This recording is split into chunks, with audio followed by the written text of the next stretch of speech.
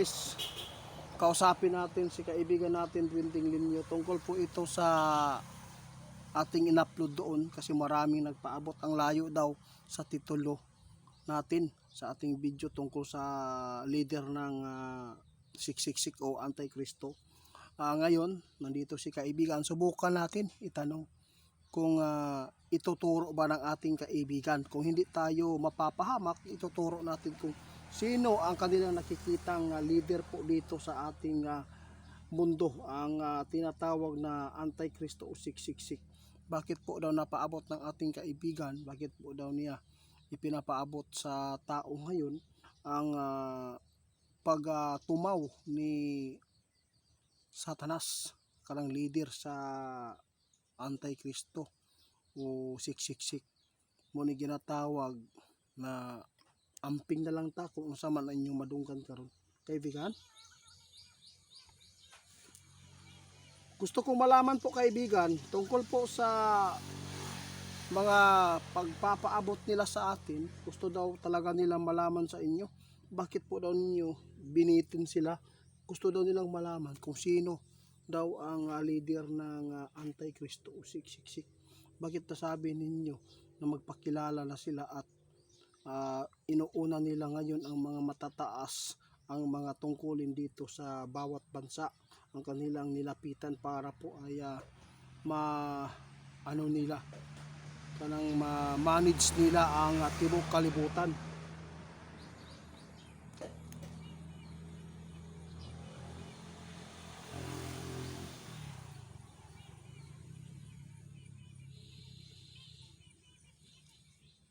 Sabi ng ating kaibigan, alam po ninyo, kung sasabihin ko sa inyo ngayon, delikado si Gosanter 88.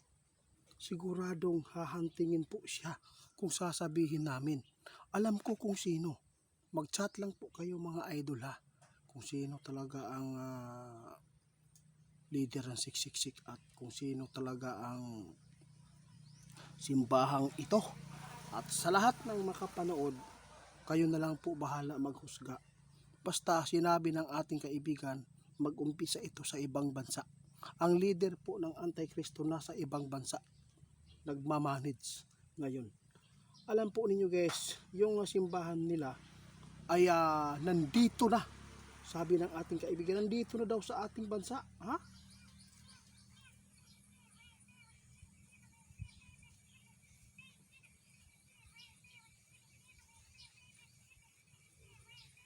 Naku.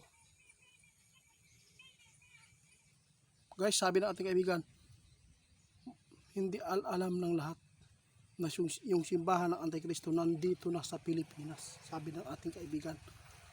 Naalala ba ninyo guys, yung ipinapaabot ni Indy Ferris? Mayroon po siyang ipinapaabot doon Sinabi ng ating kaibigan, ano kaya? Kayo na lang manood guys. Ha? Basta sinabi ng ating kaibigan ngayon, na nandito na daw ang simbahan ng Antikristo o 666 dito na daw sa ating bansa. Anong ibig sabihin nito kaibigan? Nakakatakot, bakit po? Pero kilala namin po itong simbahan.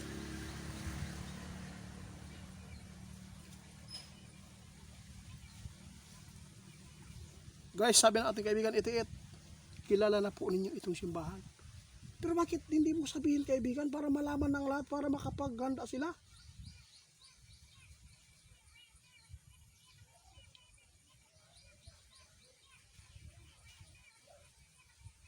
Nako, idol, ito na ang nakakatakot. Kababalaghan itong binigay ng ating kaibigan. Sabi ng ating kaibigan, kilala po ninyo itong simbahan. Pero hindi ko pwedeng sabihin sa inyo. Hindi ko pwedeng sabihin sa iyo dahil mapapahamak ka. Mapapahamak kayo. Dahil marami na sila. Marami na ang kaanib nitong simbahan na to. Kaya sa lahat ng makapanood sa amin, pagpasensyahan na po ninyo mga idol. Hindi kaya ng ating kaibigan na mapapahamak tayo. Kahit may protection pa tayo, hindi lahat ng protection na ibigay po sa atin ay pwedeng mabantayan natin. Dahil ang tao, mga idol, delikado. Yun po ang sabi ng ating kaibigan. Sige po. Si kaibigan umalis na. Pasensyahan na po niyo kami, idol. Hindi ko masabi, no? Dahil po hindi naman po sinabi ng ating kaibigan, pero sinabi po niya nandito na daw ang simbahan ng Antikristo.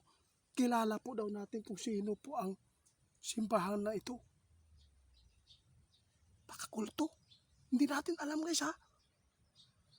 Nag-ano lang ako sa opsyon. Nasa isip ko. Pasensya na po, guys. Hindi naman lahat ng yung kulto ay masama. Basta kayo na lang maghusga ngayon. Pagpasensyahan po ninyo. Hindi ko masabi. Dahil po, sabi ng ating kaibigan, marami na sila itiit. Mapapahamak kayo. Mapapahamak ka. Kaya hindi na lang po natin, guys, pipilitin. Kung nakita ni kaibigan na alanganin buhay natin, wag. Sa lahat na nakapanood sa amin, wag po kayong magbasa akin. Dahil po, kung ganyan talaga ang buhay, yun po talaga, at least mayroon po kayong bantayan ngayon ng mga simbahan na iba ang itinuturo, ha.